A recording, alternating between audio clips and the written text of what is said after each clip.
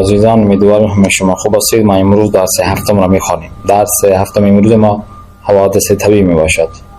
واژه جدید هم داریم: آتش سوزی، حریق، بهمن، صاعقه یا رعد و برق،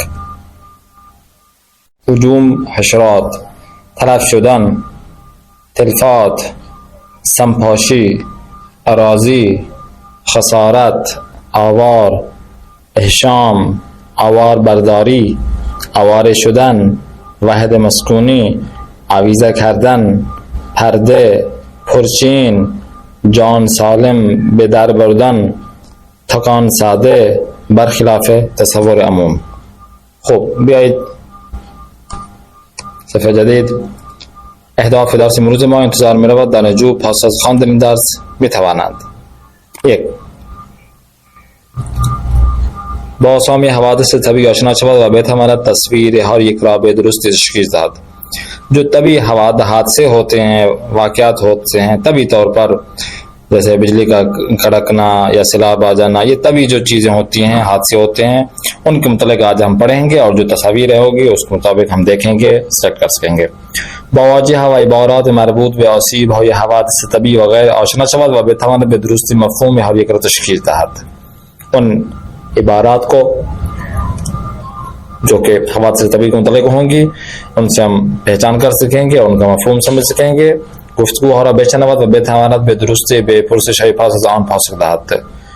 با عبارات جدید گفتگو آشنا شود و بتواند معنای آنها را حدس بزند. خب بیایید درس امروز ما حوادث طبیعی. الف. واژه زیرا بشنوید: تگرگ، زلزله، فوران آتش فشان، آتش سوزی یا حریق،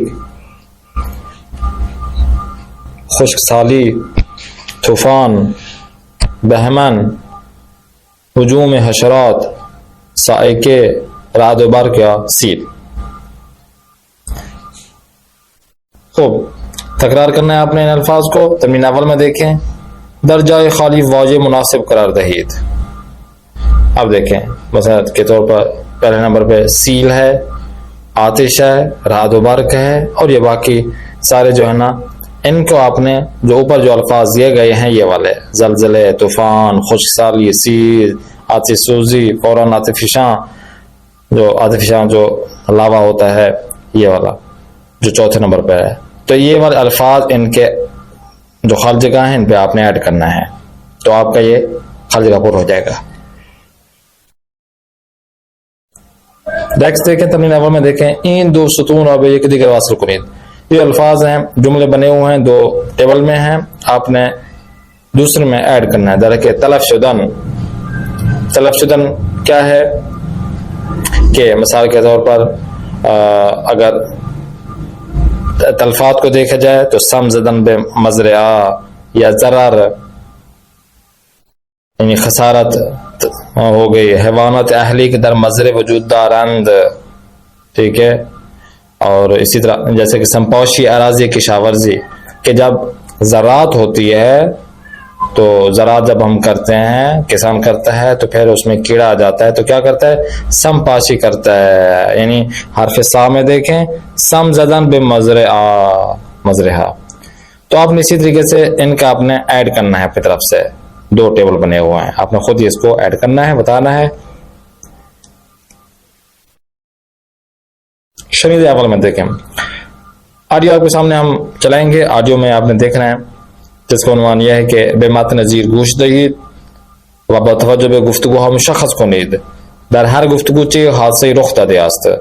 آپ کو یہ 6 چیزیں بتائیں گے، حادثے بتائیں گے. اس میں آپ کو بتایا جائے گا سیل کے متعلق، زلزلے کے متعلق، خشک سالی، بہمن، طوفان، فورانات، یہ ساری چیزیں گفتگو ہوں گی اس آڈیو نمبر 1 میں. اب آپ نے بخش اول میں جس چیز کے متعلق بات کی گئی ہو، جیسے کہ اگر طوفان کی بات کی ہے یا تگرگ یا ہجوم حشرات کی بات کی جا رہی ہو، تو آپ نے وہ والا سلیکٹ کر دینا ہے. اسی طرح 6 باکس ہیں، اس میں جو گفتگو ہوگی وہ آپ نے ہر باکس میں جو گفتگو ہوگی وہ اس کے متعلق آپ نے بتانا ہے. تو چلتے ہیں ہم آڈیو کی جانب. بخش اول: تلویزیون رو ببین. چی شده؟ توی هندوستان سیل اومده، حدود 8000 نفر کشته شدن. وای خدا خودش رحم کنه. بخش دوم. زهرا بیا. جانم چی شده؟ تلویزیون رو ببین. چیه؟ این پیرزن رو میبینی؟ 83 سالشه، اما بعد از 3 روز زنده از زیر آوار بیرون آوردنش. عجب پیرزنیه. بخش سوم. تابستون امسال خیلی تابستون گرمیه. دیروز هوا 45 درجه بود. آره، زمستونم خیلی بارون نیومد. میترسم خوشسالی بشه. نترس، خدا بزرگه. بخش چهارم. دیروز اخبار میگفت 3 تا اسکیباز ایتالیایی زیر برف موندن. چرا؟ چی شده مگه؟ هیچی. امسال زمستون یکم زودتر هوا گرم شده، برف روی کوه هم یکم زودتر آب شده و حرکت کرده. خب این بنده خداها داشتن پایین کوه که یه عالمه برف حرکت کرده و ریخته روش.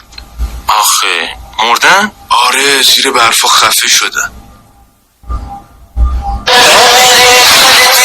فرمایید مسافرین محترم پرواز 352 به مقصد سئول توجه فرمایید.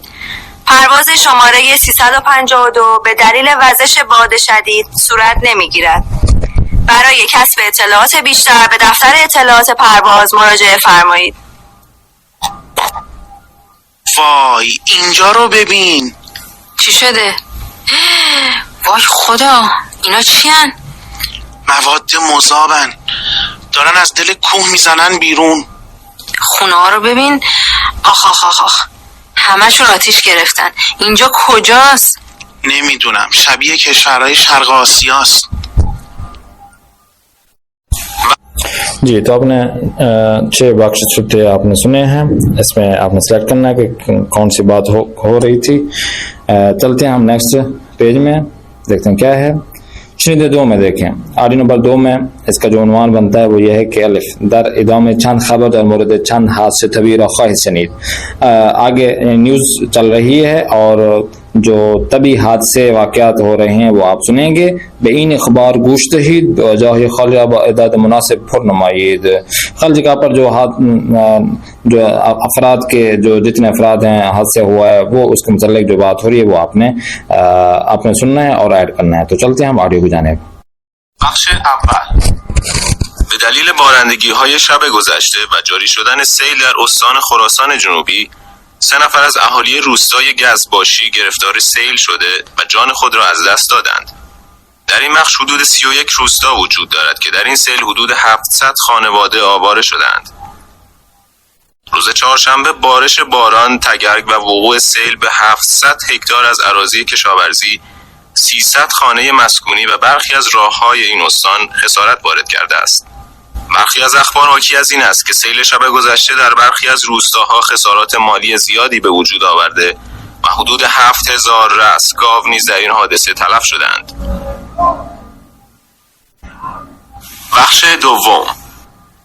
بر اثر یک زمین لرزه در استان آذربایجان شرقی حدود 155,000 نفر دچار حادثه شدند. متاسفانه 306 نفر کشته و بیش از 5,000 نفر نیز زخمی شدند.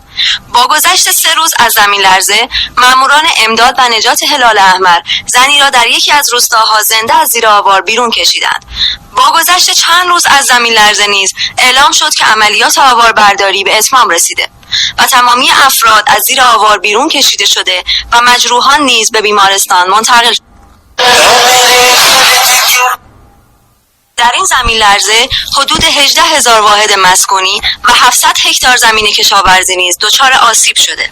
علاوه بر این تمامی خطوط برق و تلفن نیز در این روستاها قطع شدند. بخش سوم. بر اثر برخورد صاعقه در مشکین شهر، یک زن کشته و یک کودک 12 ساله دچار سوختگی شدید شد. این حادثه در خارج از شهر رخ داده است و مادر و فرزندی که در صاعقه عصر امروز دچار حادثه شدند در کنار رودخانه ایستاده بودند. بر اثر صاعقه در مشکین شهر علاوه بر حادثه یاد شده، به برخی از روستاها، مزارع و باغات نیز خسارت وارد شده است. در این حادثه حدود 15 هکتار از باغات و زمین‌های کشاورزی این محدوده دچار حریق شدند. بیش از 35 رأس گاو نیز در این حادثه تلف شدند.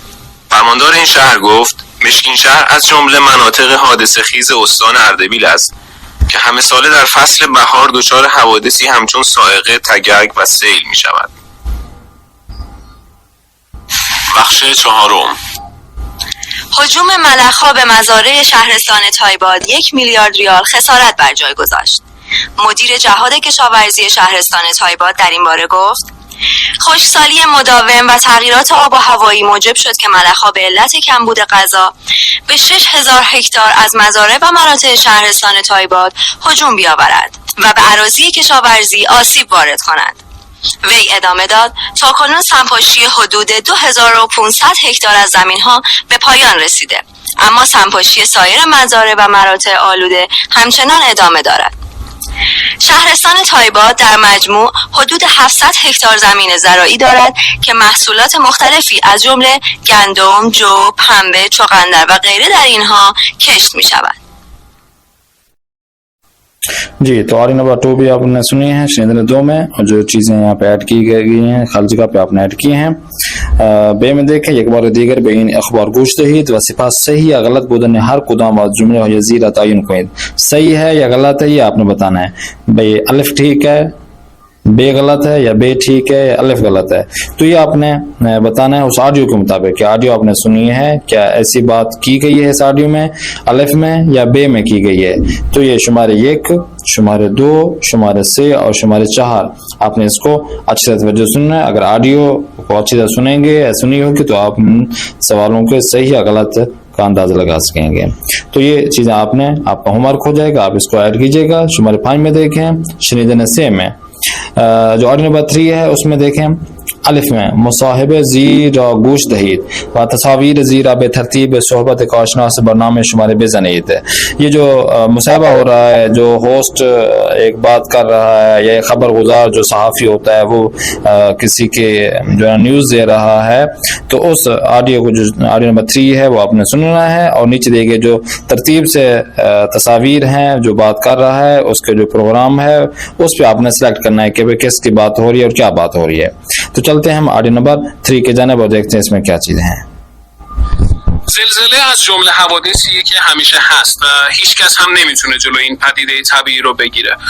گذشته از این کسی نمیتونه مکان یا زمان وقوع اون رو هم پیش بینی کنه. اما به سادگی میشه با رعایت چند نکته ایمنی ساده تلفات و مجروحین این حادثه طبیعی رو تا حد بسیار زیادی کاهش داد. برای همین امروز از مهندس رادمرد دعوت کردیم تا در مورد این نکات ایمنی برامون صحبت کنن. آقای مهندس، منم خدمت شنوندگان محترمتون سلام عرض میکنم. خدمت شما عرض ادب دارم و در خدمتتون هستم. آقای مهندس، وقتی توی محلی زلزله میاد کل خونه خراب میشه، چطور میشه توی این شرایط تلفات رو کم کرد؟ بله، موضوع دقیقا همینجاست. برخلاف تصور عموم توی خیلی از زلزله ها ساختمونا کاملا خراب نمیشن و میشه با چند کار ساده از یک حادثه وحشتناک مثل زلزله جون سالم به در برد. مثلا چه کارایی؟ خب، اول از همه باید دکور و تزئینات خونتون رو یکم تغییر بدید. مثلا توی راهروهای خروجی و پله ها هیچ مانعی قرار ندید. یه چیزایی مثل گلدون یا مجسمه هاتون رو توی پله ها و جلوی در نذارید. این موانع باعث میشن تا اگر حادثه‌ای پیش بیاد شما به راحتی نتونید از ساختمون خارج بشید.